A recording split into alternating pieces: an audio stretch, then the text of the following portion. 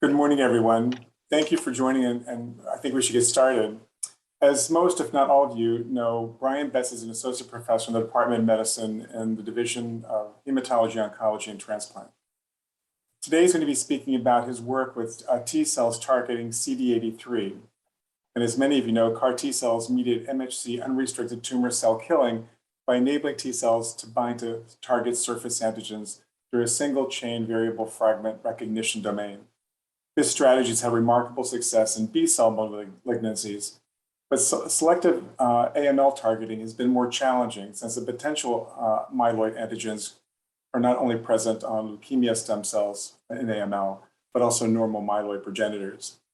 CD83 is expressed on 60 to 99% of blasts in all patient samples with little or no expression of myeloid progenitors. So it gives us a new opportunity to potentially create a CAR T cell therapy without myelosuppression.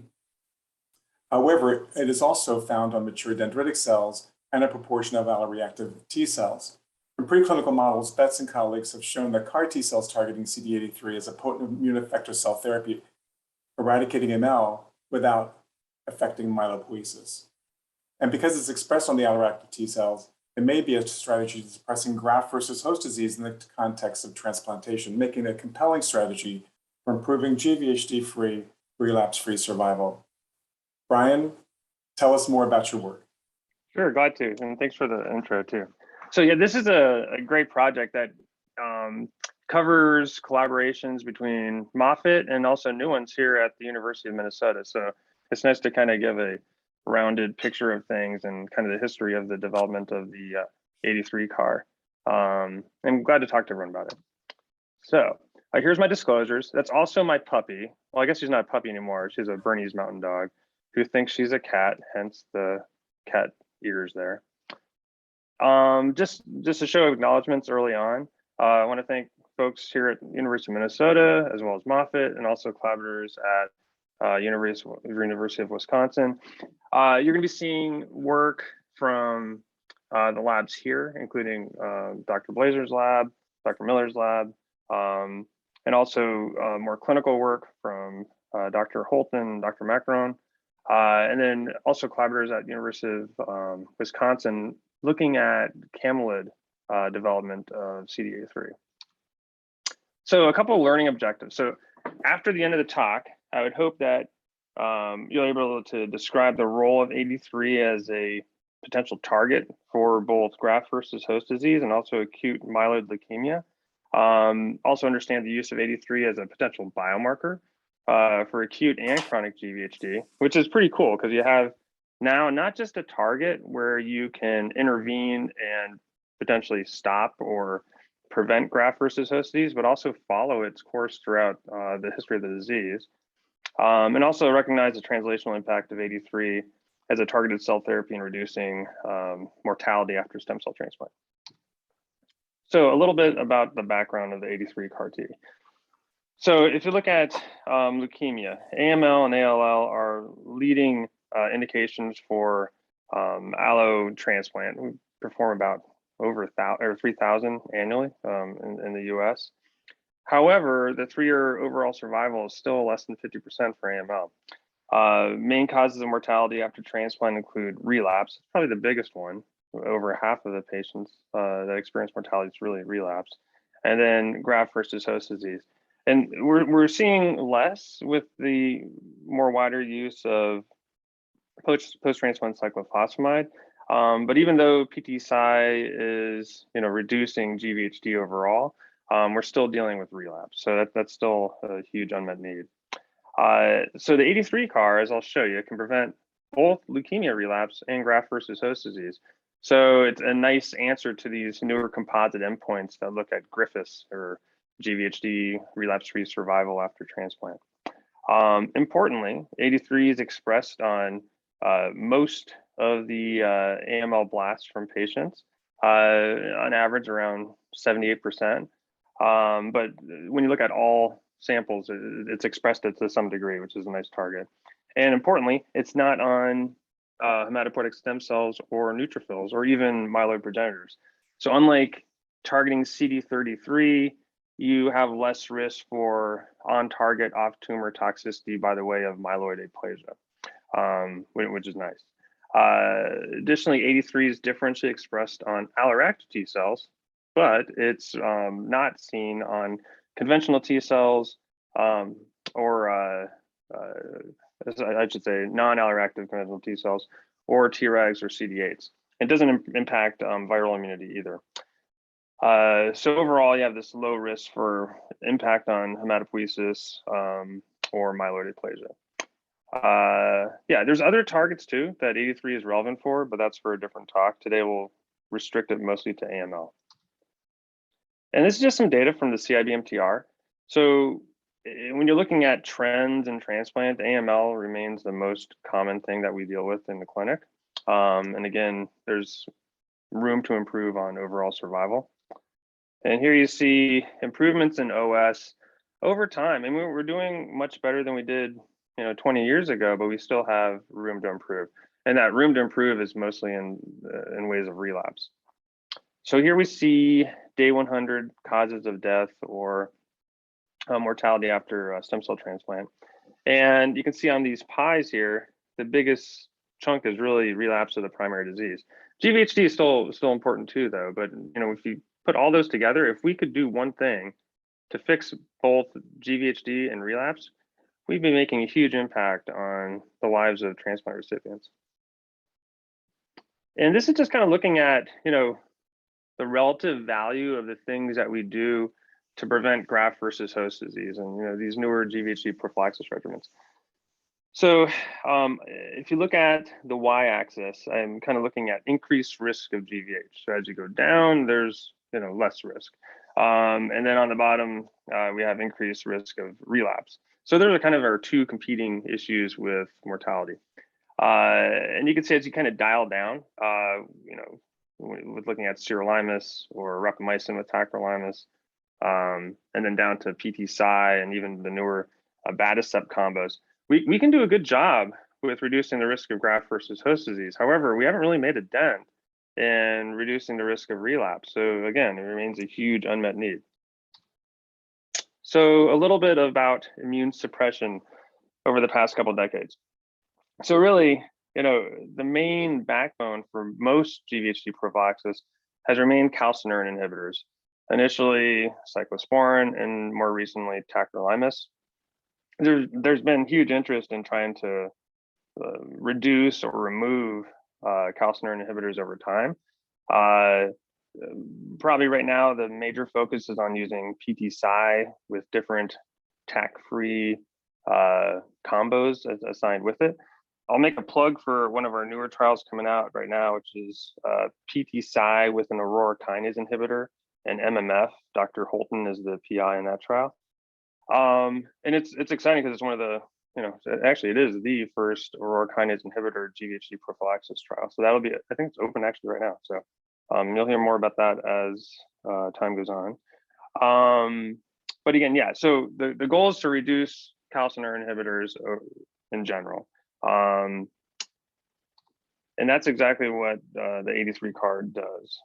So, okay, so yeah, you could say, yes, we have PT-Cy. Yes, there is PT-Cy, it's great. It has reduced graft versus host disease, but really has done nothing to reduce GVL. So there's obviously more work to do. The incidence of relapse with PT-Cy is still around 25 to 40%, depending on disease and conditioning intensity. Some have shown, at least at Moffitt, that PT-Cy is associated with increased infection burden and some delayed CD4 thymopoiesis. But again, it's made this huge reduction in graft versus host disease compared to more standard approaches like tacrolimus and methotrexate or tacrolimus and sirolimus, depending on where you practice. But what if we could use one single approach and reduce both graft versus host disease and relapse with a low risk of on-target off-tumor toxicity? So why not use T cells to fight T cells by the way of reducing graft versus host disease?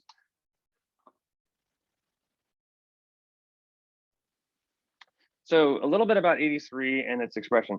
So CD83 is a member of the immunoglobulin superfamily. It might interact in cell-cell interactions. That's at least the main thought in its biologic function. It's expressed on mature DCs. However, if you target it with a CAR T cell, it doesn't impair antiviral immunity by T cells, showing that immature DCs are, totally, able to present antigens as well as the mature ones. And it has other important effectors. It's expressed on other important effector cells that I'll show you. So this is from work with Marco Davola's lab at Moffitt Cancer Center, published back in JCI a couple of years back. But this is looking at 83 and our development of the humanized 83 CAR T. So 83 is expressed on alloreactive CD4 Tconv, including pathogenic Th1s, at least cells that we think are pathogenic in graft versus host disease. It's not expressed on non-alloreactive CD4s. Very little expression on Tregs, which is nice because we don't really need to be targeting those in the context of GVHD prevention. And it's also low on CD8 T cells, which are important for GVL, as well as antiviral immunity. And at least in vitro, we don't see this so much in vivo, but in vitro, there's some cycling of 83, where we see peaking of 83 expression around 4 to 8 hours. In vivo, that expression is much longer. It could potentially be due to some shedding that's done in vitro, but we don't see that in vivo either. Yeah. So here's a kind of a schema of the 83 CAR that we developed with Marco's lab. It uses a standard 4-1BB co-stimulatory domain. We used an EGFP tag, mainly just for earlier experiments so we could follow it and track it. The newer version has EGFP taken out, so we can be using it in clinical trials, which will be opening soon in relapse refractory AML. But in the context of the CAR, we can show good CAR expression. If you look at transduction efficiency, it's actually quite good as well. You have a mix of CD4s and CD8s. And functionally, it readily expressed as interferon gamma and IL-2. And just some in vivo function as well. Here we use target cells of mature monocyte-derived dendritic cells that express a lot of 83. You can show that CAR eradicates the 83 positive targets significantly. And you also have nice proliferation of the CAR in the presence of the 83 target as well. And this is just looking at, is 83 expressed on the CAR, which is important given that, if you look at alloreactive T cells, they express plenty of 83. What about the actual CAR itself? So here on these contour plots, you can see EGFP on the x-axis and 83 on the y. And this is just, looking at hours with the 83 positive target. And the CAR, very few of the CARs express 83 over time. And we also see that in vivo where we don't see loss or fratricide of the CAR T over time either. Here we just wanted to look to see, at least in vitro, using allogeneic mixed leukocyte reactions, where you have T cells with allogeneic monocyte-derived dendritic cells, just to see, can the 83 reduce the amount of proliferative Tconv? And it can. So here we have a couple different conditions. Here's the allo-MLR with the 83 CAR. Here you have mock transduced T cells. And then here we have just an irrelevant target like CD19, using a CD19 CAR. Here's T cells alone as our negative control, and DCs plus T cells and no CAR as our positive control. And you can see with the 83 CAR, it nicely, prevents the expansion of Ks67 or proliferative alloreactive T cells, but you don't see that with the mock transduced T cells or the CD19 CAR. So what about GVHD prevention and treatment? So all that was just lead up to actually using it in vivo. To test this, we had to use a Xenogeneic GVHD model where we had NSG mice that are given around 25 million peripheral blood mononuclear cells, along with 1 to 10 million mock transduced T cells or 1 to 10 million CD83 CAR T cells. Yeah. And for the prevention model, the mice received the PBMCs and the CAR T all at the same time. And you can see PBMCs alone in the black line here. Most are gone by about 45, 50 days or so. With the mock transduced T cells, similar curve for both the high and the low dose. And again, that's 1 to 10 million cells. And then for the 83 CAR, using low or high dose, we have nice survival curves up to around 90% or better with the 83 CAR. Now to test treatment, we did a little different. So first we gave the mice the peripheral blood mononuclear cells and then waited for disease to start to be present, which is around 2 weeks out. You can start to see some clinical evidence of graft versus host disease. In this model, it can be kyphosis. You can see some fur loss early on and also some weight loss, but in the model, with the xenogeneic model, it's mostly kyphosis and a little bit of fur loss, which we started to see again around 2 weeks. That's exactly when we gave the CAR T. Same doses. It was either, actually, I should say 1 million cells here, the low dose. But you can see the 83 CAR just melts away graft versus host disease for these mice, while the PBMC alone and the PBMC plus mock CAR T go on to develop severe life-threatening graft versus host disease. And you can see that also in the survival curves here. So a little bit about the functional targeting of these 83 CARs, at least in the context of GVHD. For this, we use the same model, so xenogeneic graft versus host disease, but we humanely euthanized the mice at day 14, harvested their target organs, and then looked at their path scores for graft versus host disease. And this model for in vivo target organs, it's primarily liver and lung. So up top, we see lung. You can see PBMCs alone, just chock full of alloreactive T cells or xenoreactive T cells, I should say. Similar for mock T cells, and the 83 CAR T just melted away. And for liver, we see the same infiltration of T cells, same with mock, and then pretty normal looking liver here with the 83 CAR T. So both clinical scores are improved, and we can see in the actual target organs preservation of normal organ function and histology. So a little bit more about the actual targeting of the CAR T against the alloreactive T cell.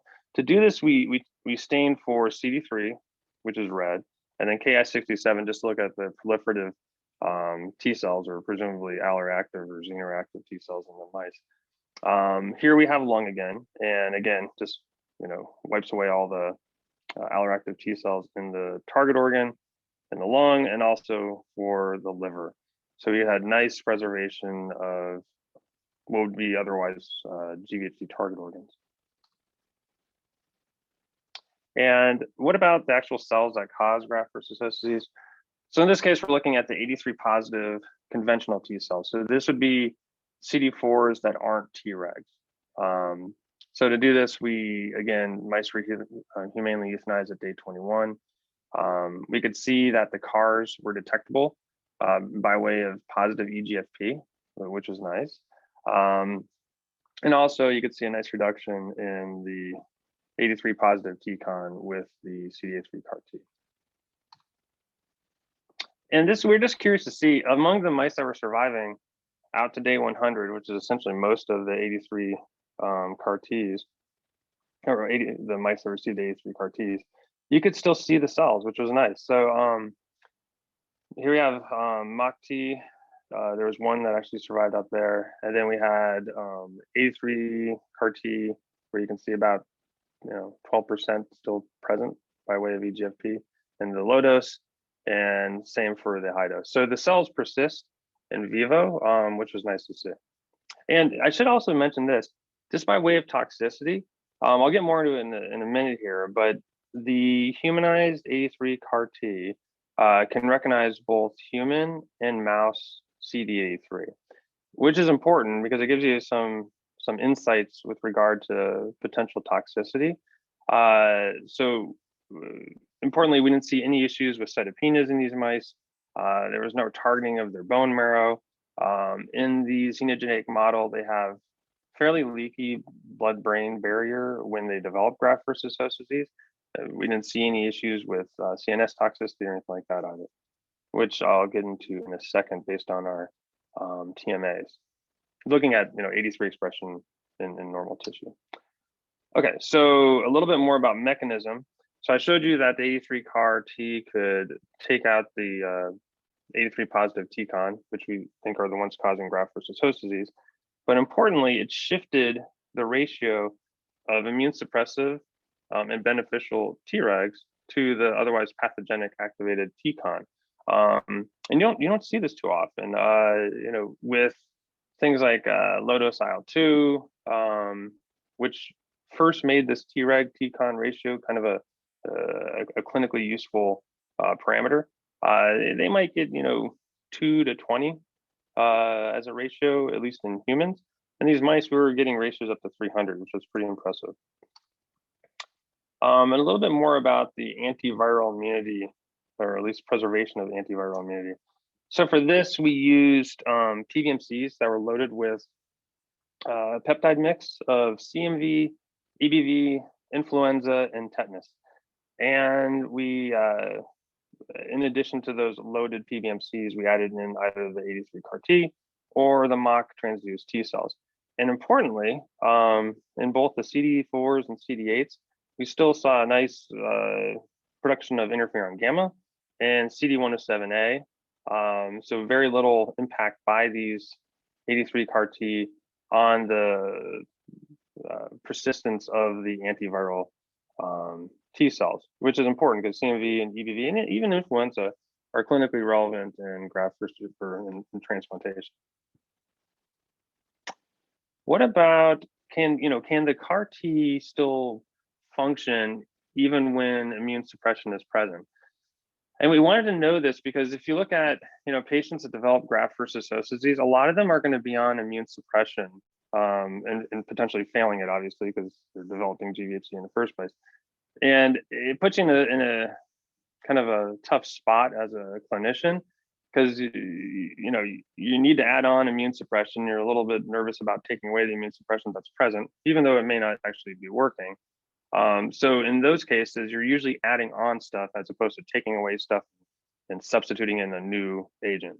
So we wanted to make sure that the 83 CAR T could still function when something like a calcineurin inhibitor was present. 1 second, I'm just going to swap over my.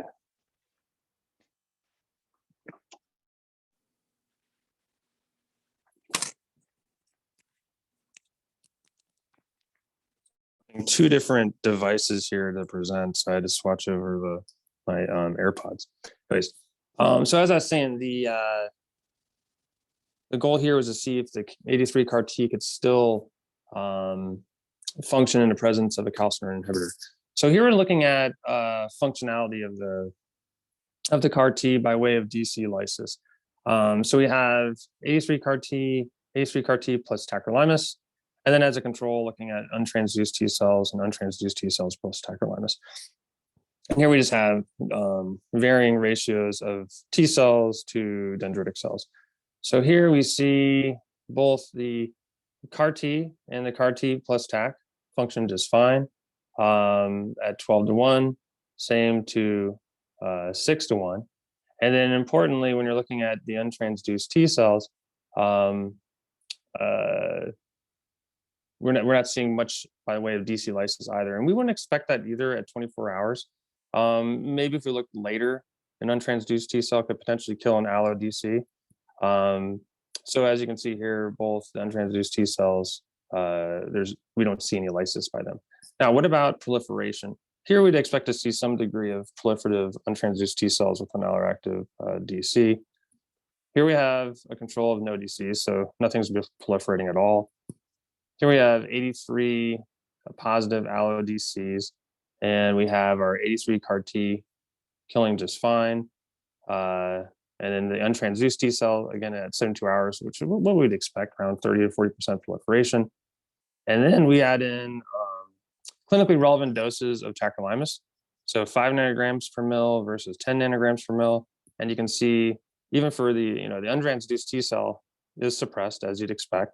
So you have less proliferation, but the CAR T can proliferate just fine in the presence of the 83 positive target cell. So we have both intact lysis and proliferation of the 83 CAR T, even in the presence of clinically relevant doses of tacrolimus.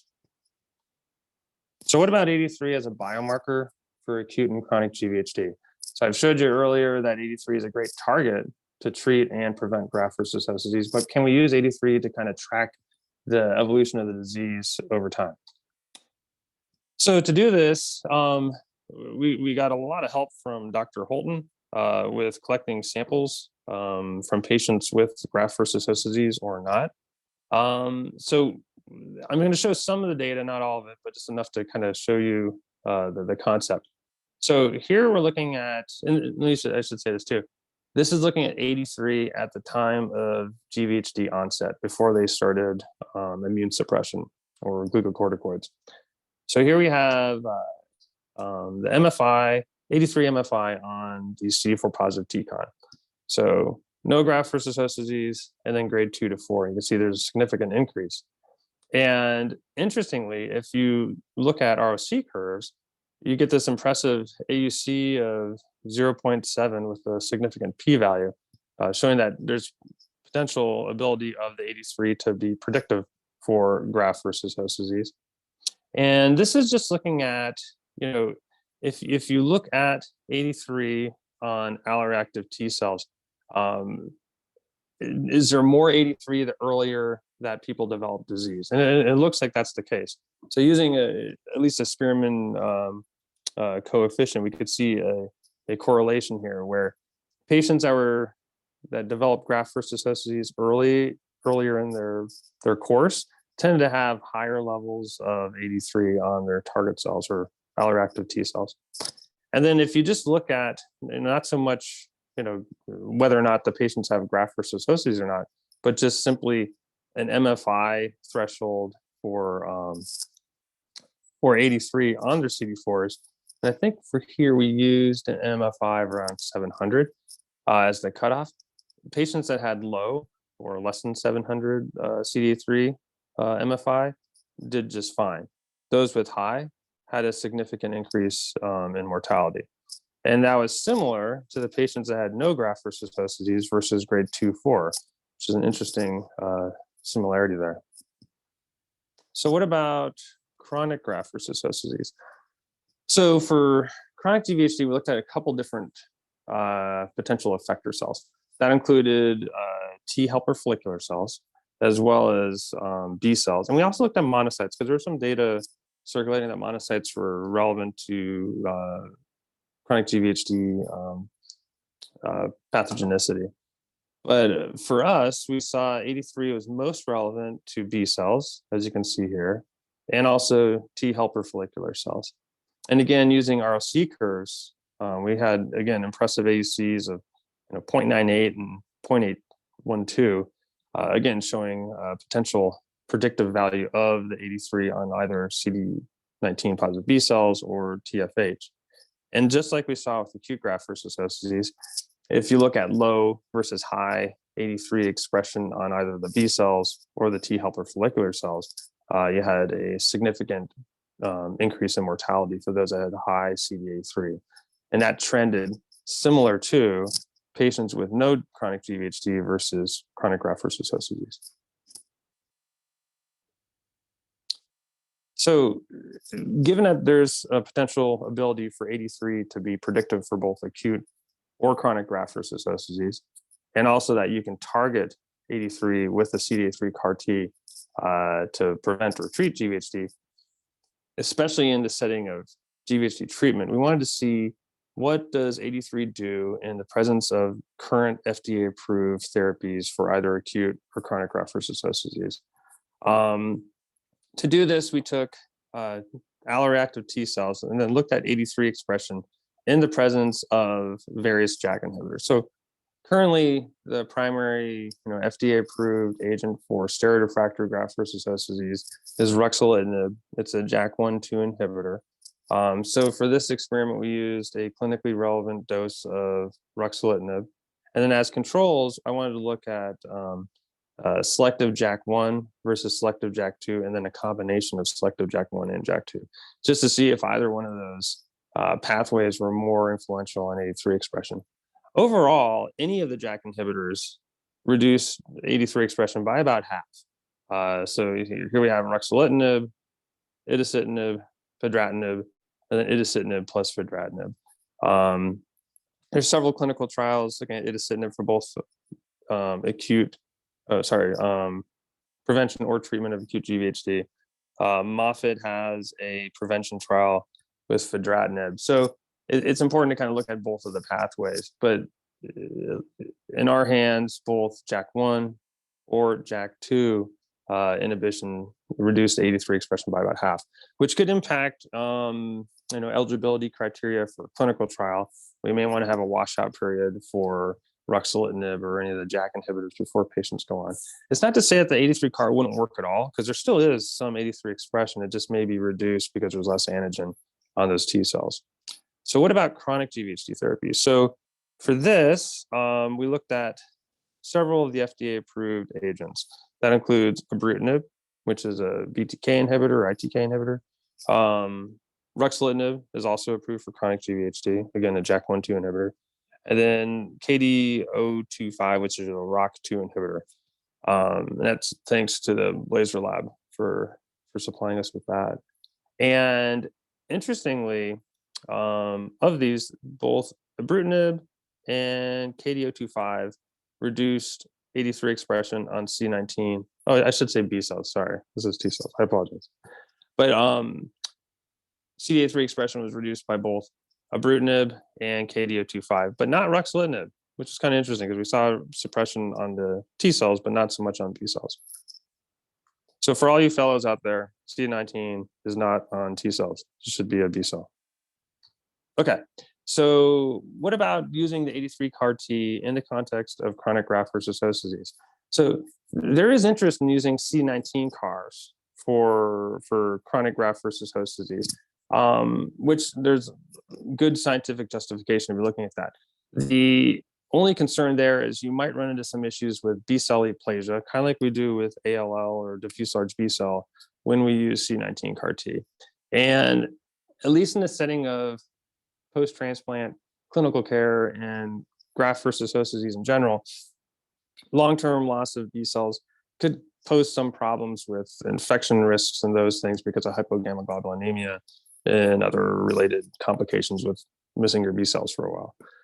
Not like that can't be overcome, but it adds some complexity to taking care of these patients. So could we prevent or treat chronic graft versus host disease with an 83 CAR and not have to worry about B cell aplasia altogether?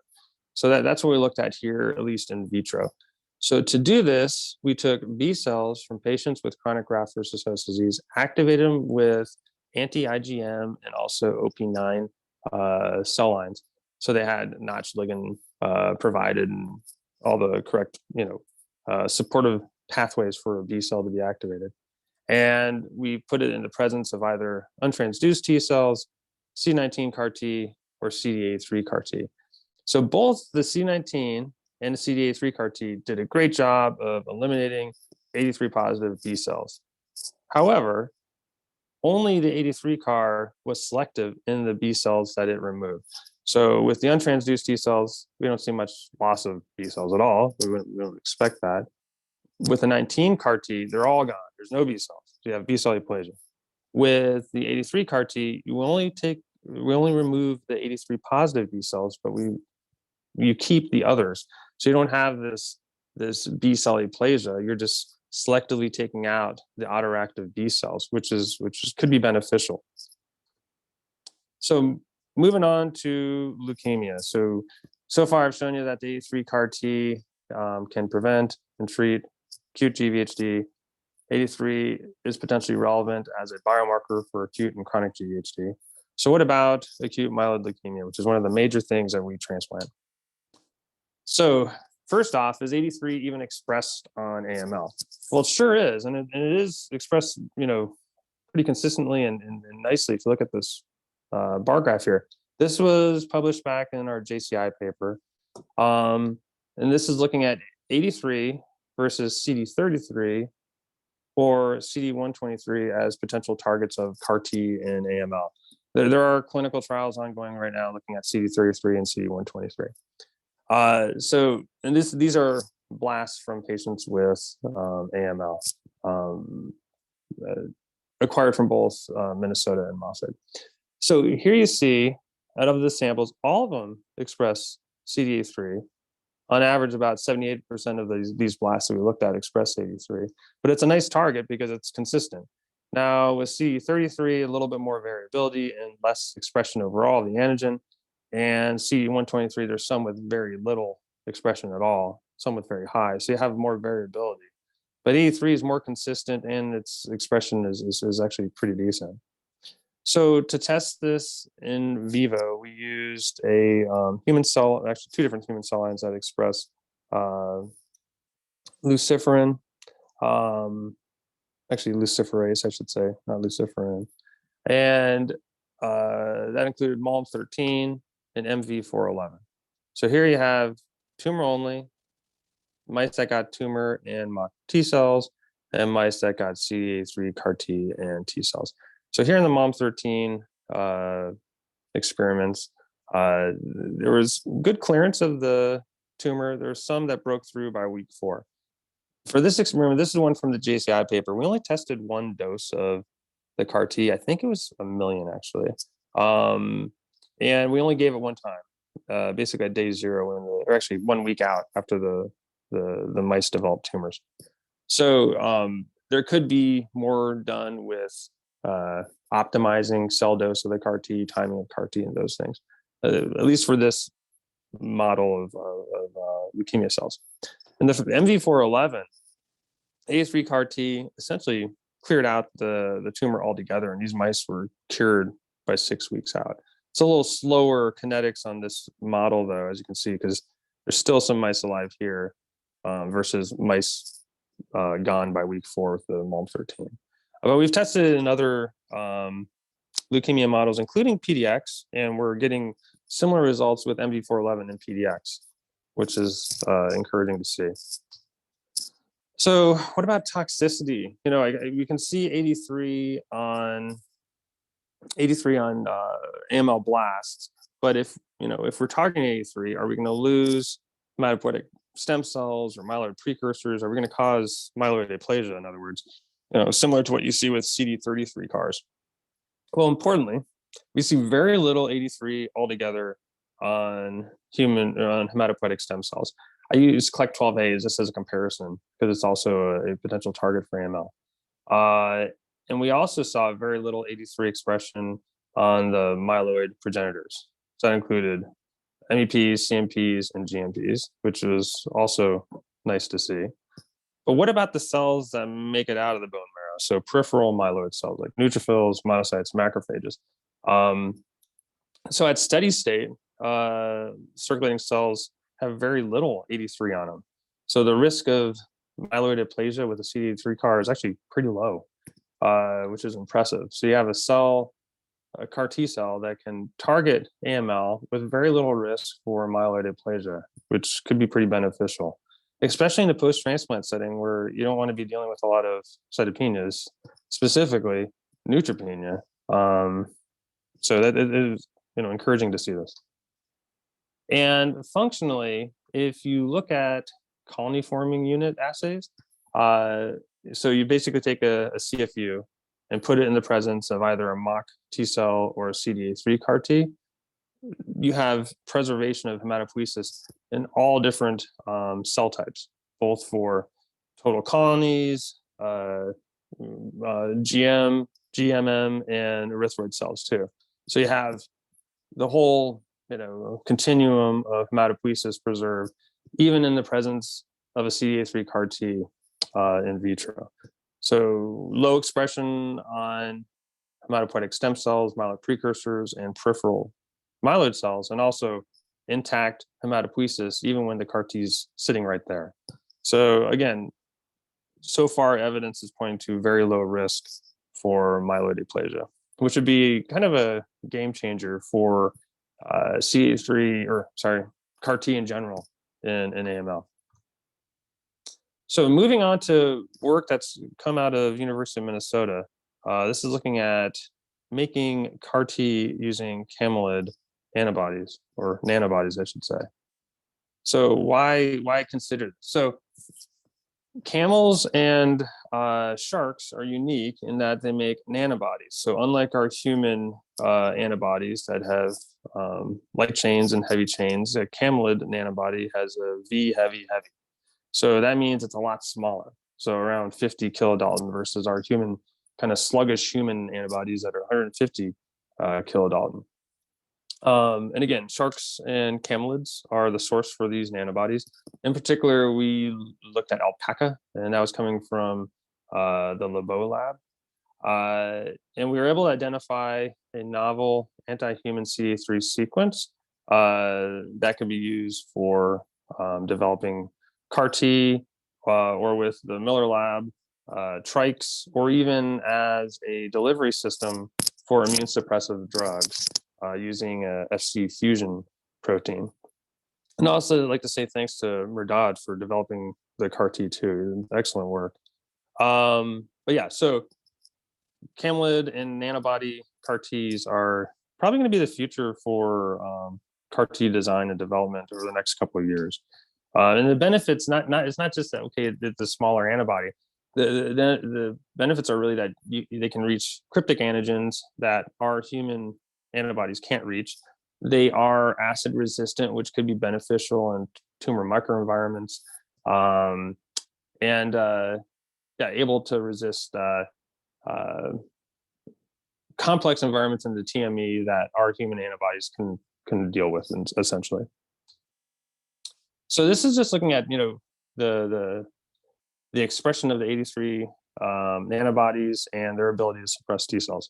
So to look at this, to verify binding, I suppose you could say, of the anti-83 nanobodies, we compared it to a standard anti-83 fluorochrome used in flow cytometry. So we had two different camelids that we tested, this camelid C10 and another camelid called H1. And at 50 nanomolar, we had good expression or good binding, I should say, of the nanobody on the target cell. In this case, it was a 83 positive conventional T cell. And functionally, in allogeneic mixed leukocyte reactions, dosing in these anti-83 camelids suppressed T cell proliferation, which was nice to see too. There was work, I should say, from Derek Hart's lab from Australia, I think around 2008, 2009, that looked at 83 antibodies, not CAR Ts, but 83 antibodies as a way to prevent graft versus host disease. And they had similar results with humanized antibodies, but this would be the first use of a nanobody 83 and also a CAR T.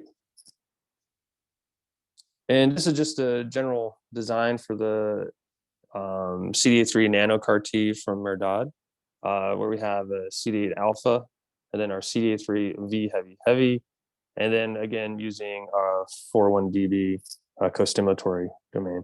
And for tracking, it includes an RQRA, which is helpful. So looking at transduction efficiency, excellent. Essentially, 90% transduction efficiency, which is great to see. What about functionality? So this is looking at in vitro, I think it's like Xenogeneic, potentially, looking at tumor burden over time. For this, we use U937, which is a AML cell line, I think a myelomonocytic cell line. So U937 compared to an untransduced T cell, no effect at all. Then with our CD83 nano CAR T, totally wipes it out by about 24 hours out. So very, very potent against AML. So what is the overall expected impact of the 83 CAR T? So the clinical implications are pretty big. They're diverse and important. Today I talked about graft versus host disease, both acute and chronic, and AML, but there are other targets that we're looking at that are important to 83. Several translational investigations are underway. We are looking at a CD83 CAR T trial for relapse refractory AML. That'll be done with collaborators at Moffitt and here. PI for that trial at Minnesota is going to be Dr. Macron, and at Moffitt is Dr. Bajanian, who was actually earlier here at University of Minnesota. But again, yeah, so there's other targets besides AML, but we can talk about more about that later. But yeah, I was thinking, as I was, I don't know if you know this, but I used to be a morning show DJ in addition to being an oncologist. So I was thinking as I was writing this, like, wouldn't it be nice? And then I was thinking about, oh yeah, it's a Beach Boys song. But wouldn't it be nice if we could eliminate graft versus host disease and leukemia altogether? It'd be great, right? I mean, and we have the technology to do that now with these 83 CAR T. So I'm excited to see where this goes. I think after we demonstrate safety in relapse refractory AML, it's going to open the door for a lot of other translational activity. And I'm excited that Minnesota gets to be driving, this new line of interest in CAR T. So yeah, with that, oh, sorry, I guess it wasn't done. I have one more slide. Okay, I apologize. But talking about 83 CAR T as a target for AML, this is what we're looking at currently. So right now, I think there's around 30 or so CAR T trials for AML worldwide. This includes a lot of stuff I was telling you about. So CD123, that's ongoing. Activity with it it's okay. CD33, it works. The problem is it also causes aplasia, and sometimes you have to transplant people with CD33 knockout cells to make that feasible. So it adds a lot of complexity with using that CAR T. And there's other targets too, including FLT3 and CD7 and some others too. But none of these also track graft versus host disease. So with the 83 CAR T, it's kind of perfectly designed for the post-transplant setting where you can target leukemia, target acute and chronic graft versus host disease, and we may be able to free people up of long-term immune suppression and not have to do things like manipulate grafts by taking out T cells and dealing with CMV and all that kind of stuff. So it's exciting. And again, I wanted to show my acknowledgements. Thanks to Kelly in my lab too for all the work she's done with these CARs, and Dr. Blazer's lab and Merdad, Dr. Miller as well, and Dr. Wagner, Martine, Ferdinand, Joseph. So thank you all. I think that's my last one. So happy to take any questions. Are there any questions for Brian, or if there's anything in the chat, I'll let you know, Brian. So far, nothing in the chat. But while we're waiting for people to think of questions, why do you think that CD83 was not picked up by others in the past? I mean, what insights did you have that led you down that path? Whereas all this focus by industry has been on CD33, 123, as you said, and like 12A. I mean, so how did you find out? How did you come to CD83? My daughter, actually. So I was making pancakes one morning, and yeah, no, seriously. So I was making pancakes, and I was talking to my wife about the 83 CAR, and because we were testing it in graft versus host disease. And as I was making pancakes, my daughter chimed in and she was like, "Dad, what if it's on leukemia too?" I was like, "Well, maybe it is." And that's coming from an 8-year-old. So I was like, "Well, that's really interesting. Let's take a look."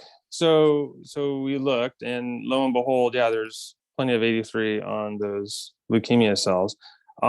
We had been looking to. There was also data coming from, to fill in the rest of that backstory there. We're also talking about 83 that was present on Hodgkin lymphoma. So it's present on Reed-Sternberg cells. So that got us thinking about, okay, what about other hematologic malignancies? There are others. I'm not going to get too far into it today, but there's plenty of other cells or leukemias and lymphomas that we could go after, both B and T and also myeloid. Okay. Now, the interesting thing with 83 on myeloid cells, it seems to be an at least for AML, an early expressed antigen. You don't see it late, like on terminally differentiated neutrophils or those types of things. The only myeloid cell that shows it later is a activated monocyte or an activated dendritic cell. So you can see it on Langerhans cells. Monocyte-derived dendritic cells don't exist in the human body. We use them in the lab. But the DC equivalents would be like LCs or dermal dendritic cells and those types of things, or interstitial dendritic cells. So those cells can express 83. And there was some concern from the FDA, like, hey, how is this going to impact antiviral immunity? We've done other tests besides the in vitro ones. We haven't seen any problems at all, which is nice. We're working with the FDA right now for getting the IND for the humanized 83 CAR. And so I'm expecting that to be open. What is it now? It's almost April. So probably by June, we should have everything lined up. So that's pretty exciting. But yeah, to answer your question about, is it, how do we come to it? Partly my daughter was a big help. In addition, looking at other, the fact that it's on Reed Sternberg cells got us wondering, and then also that it's on other myeloid cells, kind of made us look at AML. So as you're talking, Bruce Walczak has a question. It says, though CD83 is expressed by high percent of blasts, what is the likelihood of antigen escape by leukemia cells? That's a good question. Have to target another tumor antigen as well, like CD83. Yeah, in the year 2022, dual targeting is kind of expected. So this was developed in 2018. We have other CARs now that are going after other myeloid targets. Most of them are going to be designed in an AND gated setting. What does that mean? For safety, like if I'm going to add on a CD33 CAR, I don't want to do something that kills 83 or 33 because you're going to lead to myeloid aplasia just like a single CD33 would. So for safety, we can make bicistronic CAR T that have two CARs that target 83 and 33, but for full activation of the CAR, we split CD3 zeta on the 83 and then co-stim either 41BB or CD28 on the CD33. Now there's other labs coming out with other ways of guiding gating strategies. There's this if better gating strategy being done over at Sloan Kettering, which kind of adds in a chimeric co-stim motif. So you can add in other targets that might be more risky for aplasia. But yeah, there's ways to do this. But yeah, in the year 2022, yes, doing dual targeting is important and expected, and we have that in line. It's just the one that we have that's ready to go for clinical use and testing, and also to test if 83 is a safe target altogether, is the mono CAR with 83. And so that'll be done for relapse refractory AML, where people in that group have very little, options. So this would be something that'd be, promising for them. Brian, the product development plan, I was making the presumption that your plan is making autologous CAR 83 T cells. Is that correct? Or, since 83, could also or prevent its own rejection, why not make this an allogeneic off-the-shelf product? Yeah, others are doing it. Our industry collaborators, I can't name the collaborator quite yet, but the IP was licensed out and industry collaborators are looking at that. So using off-the-shelf 83 CAR. So basically, and you could use that really for anything. You could have your primary CAR and then irrigate it with something and use an offhand 83 CAR as a way to kind of protect yourself from rejection. But yeah, there's definitely interest in that. In this plan, are you also thinking, you're going to be developing the product also for GVHD treatment, both acute and chronic? It's one thing you're going to target AML, but the way you would develop it might be a bit different in the other settings. So I take it that the first is really targeting AML patients, and then future studies or future clinical. Yeah, it's really for safety. Yeah, because testing a first in human CAR in the post-transplant setting could be a little dicey. So we wanted to make sure we had safety fully fleshed out. So that's why we wanted to do relapse refractory AML, because it seems, high yield. These patients need something. And we do it as a phase one, just to test, are we dealing with myeloid aplasia? Is there any safety issues? I didn't show it in the talk. I thought I had a slide. I apologize, but we have looked at healthy tissue microarrays. 83 is really very, very well restricted to AML and other hematologic malignancies. If you look at the human protein atlas, you could see there's 83 in the CNS. That gets your attention, right? Well, it turns out, much like FLT3, Purkinje cells express CD83, but it's not on the surface. It's only in the nucleus. They actually don't express any surface 83. So that was, and we've done toxicity tests too to look at 83 CAR in the CNS and the mice and stuff. We don't see any neurologic issues there. So from a safety standpoint, I think we're in good shape. And again, working with the FDA to get through all those things. Are there other questions? Well, Brian, I don't see any others right now, but that was a great talk. And certainly it was great to hear all what you've published and what's unpublished, moving this project forward. It looks like pretty exciting strategy. I mean, the ability to be able to eradicate AML without myelosuppression is certainly a big advance.